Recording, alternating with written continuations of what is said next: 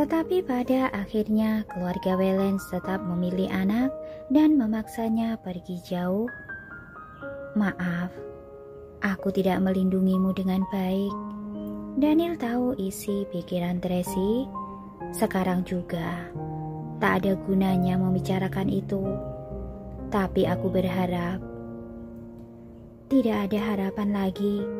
Tracy menyela ucapannya dan berkata dengan dingin, "Kedepannya, kita menjalani jalan berbeda. Ini adalah akhir terbaik untuk kita berdua." Daniel memandangnya sambil mengenyitkan kening. Ia ingin mengatakan sesuatu, tetapi pada akhirnya memilih diam. Ia tahu tidak ada gunanya bicara banyak sekarang. "Keluarlah, aku ingin istirahat sejenak." Tracy tidak ingin bicara dengannya lagi. "Baiklah, nanti aku panggil setelah makan siang selesai." Daniel berbalik badan pergi sekalian menutup pintu. Tracy mendengar suara pintu ditutup dari belakang. Ketika melihat tanda tangan di atas surat perjanjian itu, hatinya sangat tidak nyaman. Sebenarnya perubahan Daniel yang sekarang sangat banyak. Ia yang dulu tidak tahu artinya mengalah, tidak tahu cara merendahkan diri, selamanya selalu berada di atas. Entah siapapun yang salah, ia selalu di atas. Tetapi sekarang ia telah belajar mengalah, belajar bertoleransi, belajar menundukkan kepala dan memengkukan punggungnya. Temperamennya malah menjadi baik, kesabarannya seolah tidak ada batas, kehangatannya dapat dilihat kapanpun dan senyumannya tak lagi kaku. Ia telah menjadi pria yang dia inginkan dulu. Sayangnya dirinya juga telah berubah. Orang sudah berubah, mereka tak bisa kembali lagi. Tracy mendesah di dalam hati dan lanjut membuka laci. Ia menemukan surat wasiat ayahnya dan membacanya sekali lagi. Tiba-tiba ia menemukan satu masalah.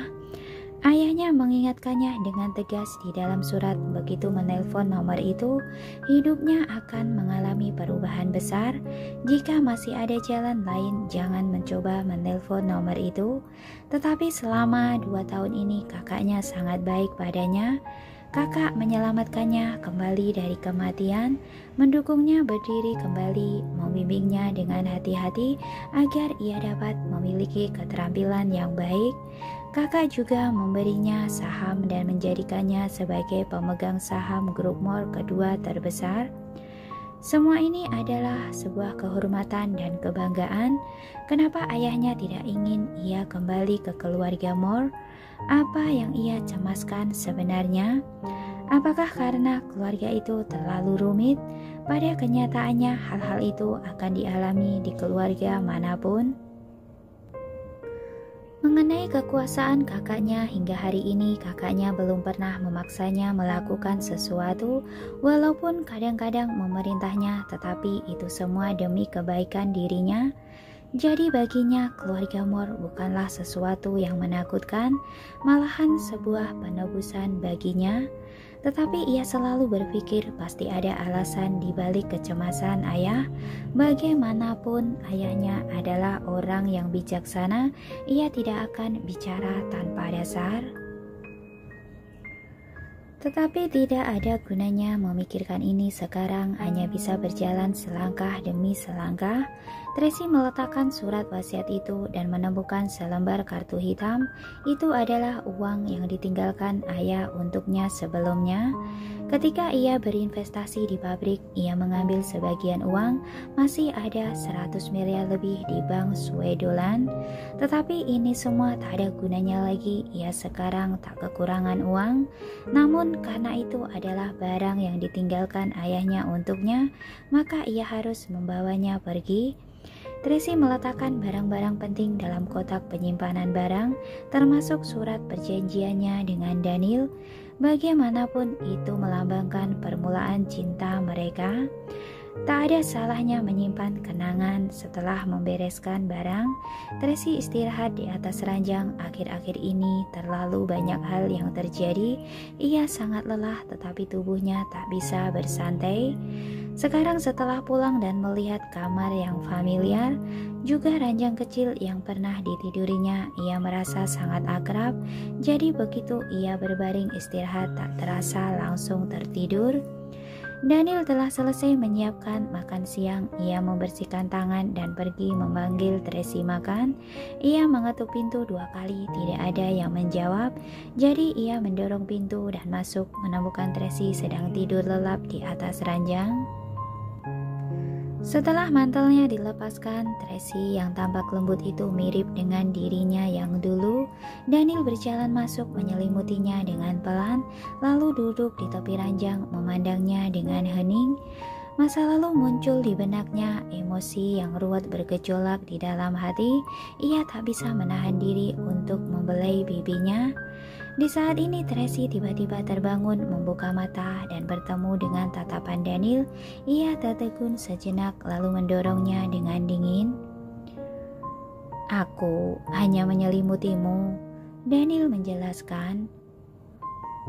"Sudah diselimuti, kamu sudah boleh pergi." Tracy menatapnya dengan dingin. "Makan siang sudah siap." Daniel mengalihkan topik baru. "Aku tidak berselera makan. Kalian makan dulu." Tracy membalikkan badan dan memeluk bantal lanjut tidur. Daniel tak berdaya, ia berdiri dan hendak pergi. Di saat ini 3 anak berlari masuk dan berseru, "Papi, Mami, makan. Kami lapar." "Shh, Mami mau tidur." Daniel mengingatkan anak-anak jangan mengganggu Tracy tidur. "Mami, makan dulu baru tidur." Carlos berlari mendekat menarik Tracy. "Tadi, Mami hanya sarapan sedikit, tidak boleh kelaparan."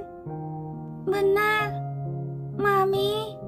Papi masak banyak makanan enak, cepat cicipi." Carla juga membujuk Tracy. Tracy tak bisa menolak bujukan anak-anak. Ia terpaksa bangun dan ikut ke ruang makan. Ketika melihat makan siang yang beragam di atas meja, Tracy agak terkejut. "Ini semua masakanmu?"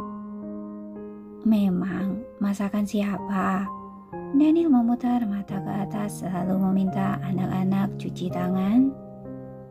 Anak-anak pergi ke toilet mencuci tangan. Tracy melihat makanan lezat di atas meja, merasa tak percaya. Ia menjulurkan tangan ingin mengambil sayap ayam. Daniel tiba-tiba menyeletuk, "Pergi, cuci tangan." Tracy memelototinya, namun pada akhirnya tetap pergi mencuci tangan dengan patuh. "Cepat, cepat, air liurku sudah mau menetes." Anak-anak buru-buru cuci tangan dan makan. Tracy juga kembali ke meja makan dengan cepat. Daniel sudah menyusun alat makan.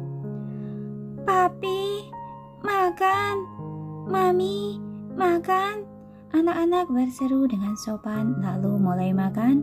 Tracy hendak mencapit sayur. Daniel sudah memberikannya sepotong ayam terlebih dahulu, lalu memberikan anak-anak sayur.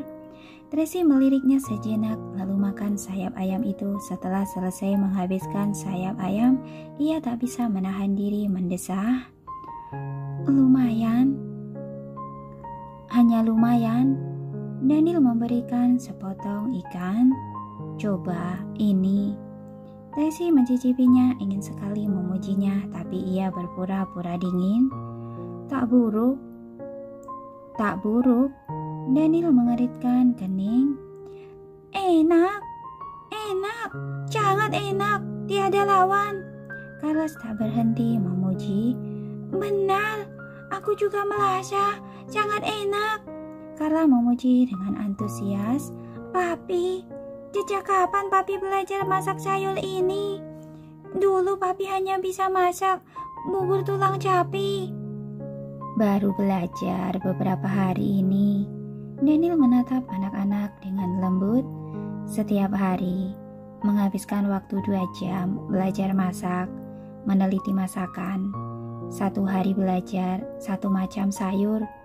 Jadi bisa memasak sayur semeja penuh ini. Apa kalian suka?" Suka, Papi sangat hebat. Anak-anak sangat senang. Bagus kalau suka. Daniel sangat bersyukur. Ayo makan. Sekeluarga makan siang dengan sukacita. Roxy si elang di atas balkon sedang makan daging segar.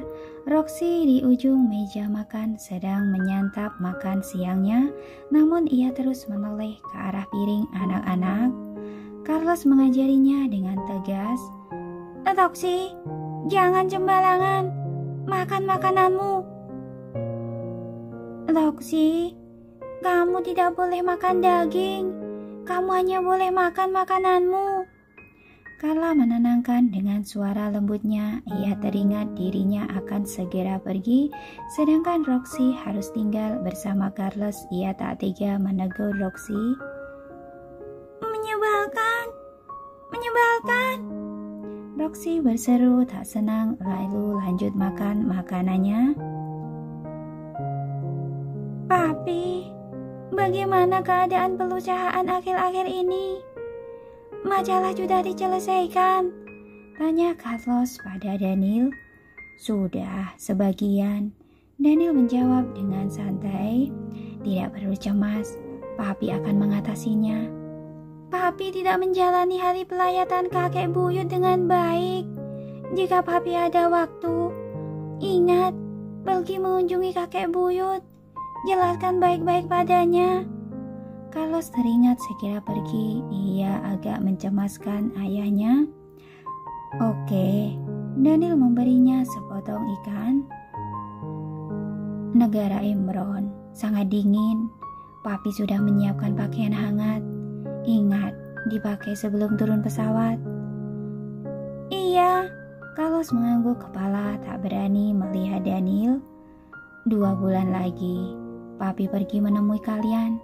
Daniel membelai kepala kecilnya. Beberapa waktu ini, kamu harus belajar secara online. Belajar baik-baik. Iya, Carlos agak merasa bersalah. Papi juga harus jaga diri dengan baik. Bodoh. Papi bukan anak kecil. Daniel tersenyum dan juga berpesan kepada Carla. Carla, setelah tiba di sana, masih harus berobat. Kamu harus fokus menyembuhkan dirimu dulu. Mengerti? Mengerti, Papi. Begitu bersuara, suara Carla sudah serak-serak basah. Carla, minum sup. Tracy memberi Carla semangkuk sup, juga mengapit sayur untuk Carlos dan Carlos, lalu menjelaskan masalah negara Imron kepada anak-anak untuk mencairkan suasana sedih anak-anak. Negara Imron, ada patung es dan ada salju. Di sana bisa main perang salju dan juga main seluncuran es. Menyenangkan sekali. Mami, negara Imron selalu dingin. Rasa penasaran Carla keluar. Tempat Mami tinggal adalah kota Snowy, yaitu ibu kota negara Imron.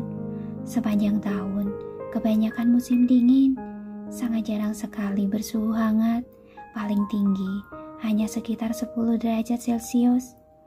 Tracy mengenalkan negara Imron kepada anak-anak. Tempat tinggal Mami sangat besar dan tinggi. Paman memelihara banyak binatang. Oh ya, ada angsa yang Carla suka loh. Apa ada harimau dan singa? Tanya Carlos dengan bersemangat. Tidak ada. Tracy tersenyum. Itu adalah hewan yang dilindungi negara. Mana mungkin dipelihara di rumah. Juga ada beberapa ekor anjing, mastif Tibet, dan beberapa ular. Tracy berhenti ketika melihat wajah Carla memucat kecakutan. Bola matanya lebih besar dari lonceng tembaga. Carla, jangan takut. Tracy lekas menenangkan. Mami dan Paman tidak tinggal bersama. Di tempat Mami hanya ada angsa. Bagus kalau begitu. Dalam seketika Carla menghela napas lega lalu bertanya, apa ada pinguin? Tidak ada. Jika kamu suka, Mami akan meminta orang menyiapkan. Tracy lekas mengeluarkan ponsel menelpon pembantu keluarga di negara Imron untuk meminta mereka memelihara beberapa ekor penguin di rumah. Mami, bisa bicara bahasa Imron.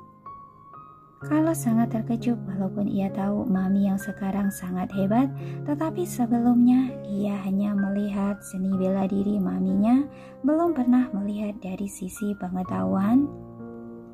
Bisa, Mami belajar 5 bahasa. Tracy tersenyum kepada Carlos, tapi ada 2 bahasa yang tak terlalu mahir. Carlos bisa mengajari Mami. Mami terlalu rendah hati. Kita belajar bersama. Dalam seketika Carlos menemukan motivasi. Iri sekali dengan kalian. Kalian bisa tinggal bersama Mami. Carlos melihat komunikasi antara Carlos dan Carla. Ia menjadi sedih dalam sekejap. Aku segera berpisah dengan Mami. Tidak apa, setelah 2 bulan, Papi akan membawamu ke Imron mencari mereka. Daniel menepuk-nepuk kepalanya.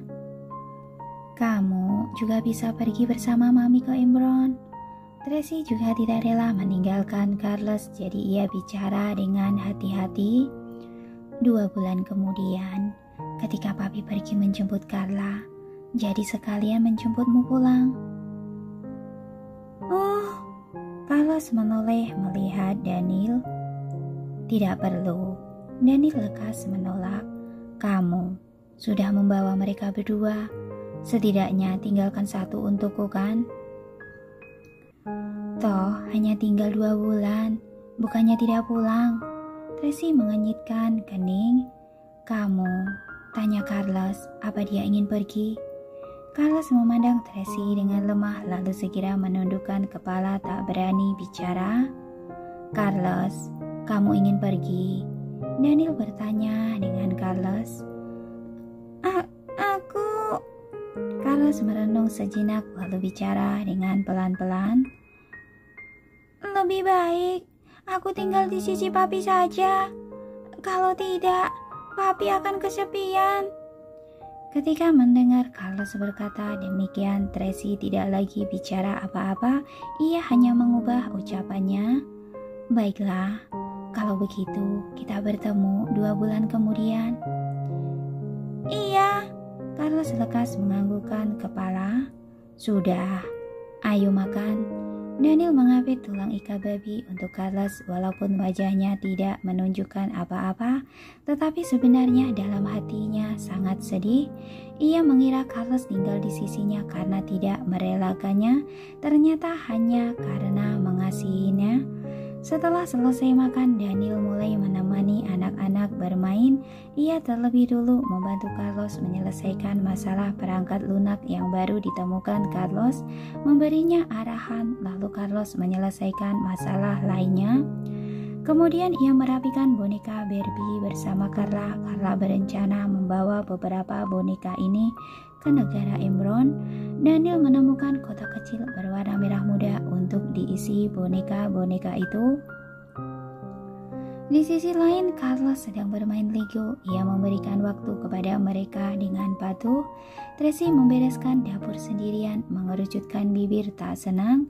Sudah 2 tahun ia tidak melakukan tugas rumah. Daniel si sialan itu malah menyuruhnya membereskan dapur, benar-benar menyebalkan. Tetapi pria itu sudah masak, sudah sewajarnya ia yang membereskan dapur. Lagi pula ini adalah dapur rumahnya, sekeliling rumah itu penuh aura yang familiar. Setiap sudut rumah, setiap barang ada bayangan Bibi Juni. Tracy teringat situasi saat memasak 2 tahun lalu. Entah bapau berubah bentuk atau mengira garam adalah gula ataupun tidak matang. Pokoknya banyak sekali masalah dalam memasak. Tetapi kadang-kadang dia juga bisa memasak beberapa sayur.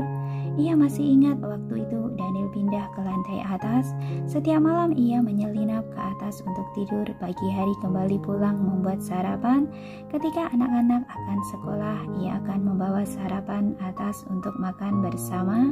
Waktu itu entah kenapa seolah otaknya tersengat panas begitu mencintainya. Sekarang ia menjadi lebih berlogika. Sekalipun Daniel lebih baik berkali-kali lipat daripada dulu, ia tetap sangat sadar. Mungkin ini dinamakan dewasa, tak terasa waktu sudah tiba.